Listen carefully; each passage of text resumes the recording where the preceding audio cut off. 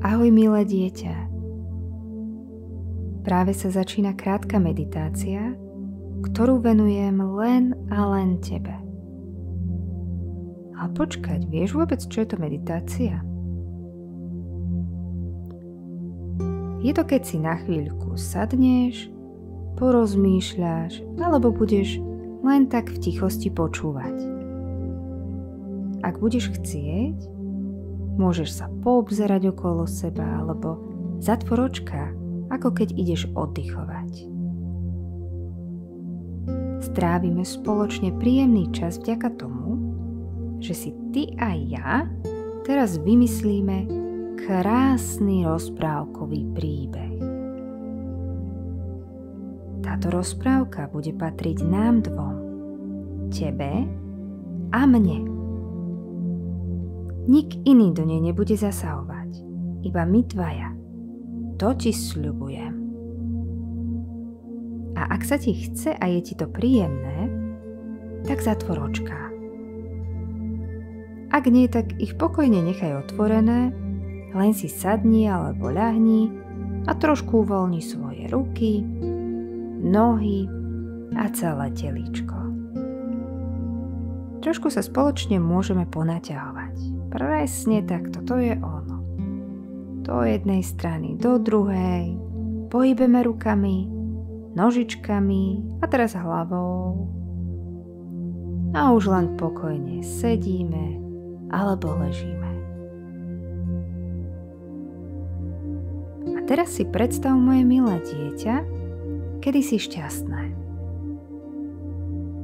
Napríklad, keď si so svojou maminou, tatinom, kamarátmi, babinou či detkom. Alebo keď sa hráš? Asi áno, je to tak, že? Áno, práve vtedy si šťastný, šťastná. A ja som vtedy šťastná. A teraz sa teda poďme ponoriť do sveta tej našej rozprávky. Predstav si, že prechádzaš sa lesom a zbadáš jeden krásny obrovitánsky dom. Je celý zlatý a trbliece sa. Vôjdeš dnu a tam vidíš trojo dverí. Čo to znamená, že sú trojo? Že sú tri. Poď počítať so mnou. 1, 2 a 3. Naozaj ich tam je toľko. Dvere naľavo sú kovové a čierne. Dvere v strede sú drevené a sú hnedé. A tie napravo sú plastové a biele. Zaklopeš na prvé dvere. Počkaj, ktoré si vlastne vybral? Kľudne si to rozmyslí, máš čas. A nikomu nemusíš o tom vravieť. Len si pre seba povedz, ktoré sa ti páčia najviac a ktoré práve teraz otváraš. Otvoríš ich a vôjdeš dnu. Vidíš tam maminku, tatina a sestru alebo bráčeka, celú tvoju rodinu a seba. Všetci sa ponáhľajú. Tak ako vždy. To musí byť zase ráno a maminka sa maľuje do práce. Tatino si balí počítača. Ty zrazu v tom kriku a chaose zbadáš lienku, ako ti pristála na ruke. Chceš ju ukázať maminke a chceš jej túto úžasnú vec povedať. Mami, nekrič, nestíhame, obúvaj sa, musíme ísť. Ale ja som ti chcel. Nie, teraz nie, naozaj musíme. A tak si spomenieš, že a veď ty vlastne nemusíš v tom kriku ostať. Ty máš na výber. A tak vyjdeš von z tých dverí asi naspäť. A máš ešte dve možnosti. Chvíľku podumaj, ktoré dvere skúsiš. A aby ti rozhodovanie išlo lepšie, skúsim ti pomôcť počítaním. To ti pomôže oddychnúť si od premýšľania. Len počúvaj. 1, 2, 3, 4, 5, 6, 7, 8, 9 a 10. Tak ktoré, rozhodol si sa? Skvelé, už ich máš. Tak poď pomaly ich otvoríme a vôjdeme dnu. Práve sme vošli a vo vnútri je tvoja pani učiteľka.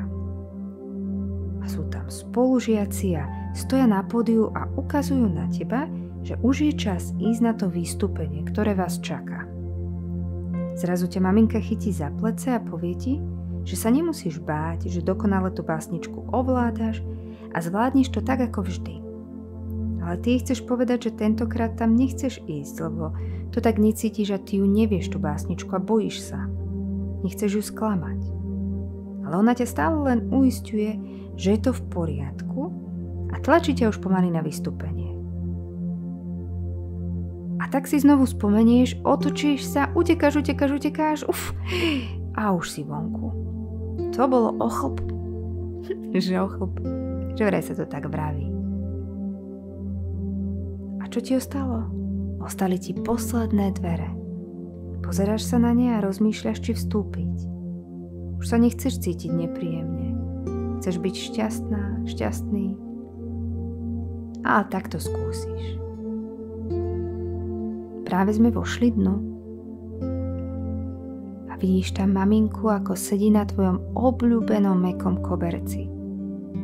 Okolo nej sa nachádzajú hračky. Predstav si tam všetky tie, s ktorými sa hráš najradšej. Dinovia, Lego, bábiky, autíčka. Čokoľvek, všetko to, čo máš rád, čo máš rada. Mamina otvára ruky do strán, objíma ťa, pritúli si ťa, dá ti pusu na lice a ukáže na hračky, že už je čas, aby ste sa išli spoločne hrať. Cítiš sa tak šťastne a vieš, že tu chceš ostať. Avšak zrazu si uvedomíš, že si ušiel z tých dvojodverí bez toho, aby si maminke povedal, že chceš práve toto. Objatie, pusu a hrať sa. Hrať sa s ňou, rozprávať sa, byť spolu. A tak dostávaš nápad. A poď spoločne si povieme, aký nápad. Vrátime sa naspäť do tých prvých dverí. Ak sa pýtaš, že prečo, hneď ti to poviem. No tam sa stále rodičia ponáhľajú. Ale ty maminu zastavíš. Povieš jej, že jej musíš ukázať lienku, aká je krásna. A musíš predsa vedieť, koľko má bodiek. Kto iný ti to má povedať, keď nie tatino alebo mamina? A oni sa naozaj zastavili. Kľakli si k tebe a spoločne počítate bodkový chrbátik lienky. Tatino vymyslel aj vtipnú básničku. Lienka, lienka, pozor, nech ti nespadne plienka. A zrazu sa všetci smejete, až sa za brucha chytáte.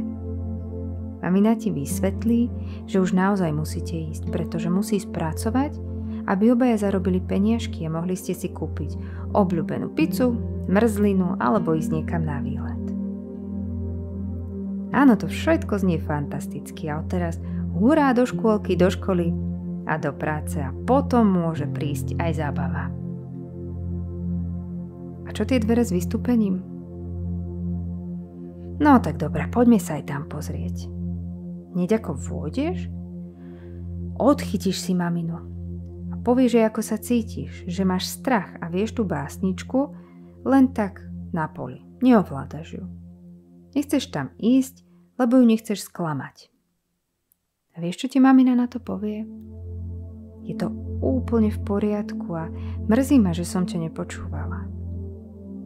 Je to v poriadku, ak nie sme dokonali. Je dôležité si užiť zábavu s kamarátmi a všetkým ukázať, čo vieme, a to, čo nevieme, sa môžeme naučiť neskôr. A tak utekáš za kamarátmi na pódium, kývaš obom rodičom a s úsmevom na tvári recituješ presne len to, čo si zapamätal. Asi by si znova chcel byť v miestnosti za dverami, kde je mamina pokojná a hrá sa s tebou. Ale vieš čo? Všetky dvere otvárame denne viackrát a Aj keď sú mamina a tatino občas nervózni a kričia, alebo ťa príliš chvália a ty sa bojíš, že ich sklameš, to všetko je v poriadku. Dôležité je, aby si sa s rodičmi stále objímala a povedala im prepáč, ak aj ty kričíš.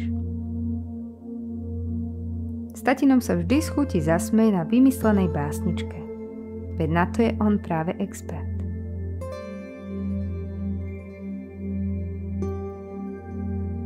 Neboj sa mamine povedať všetko, čo cítiš. Len po nej ani ty nekrič, ak chceš, aby ťa počúvala. A nebuď ani ticho, milé dieťa, ak ju nechceš sklamať. Ona to možno nevie, že sa bojíš. Všetko bude dobré. Len si ver a buď statočné otvoriť všetky tajné dvere. Srdce ti povie, ktoré sú tie správne. Ak si doteraz nemalo zatvorené očká, už ich pomaličky zatvor. Poďme spoločne snívať do sveta rozprávkových snov. Dobrú nocku, milé dieťa. Ľúbim ťa.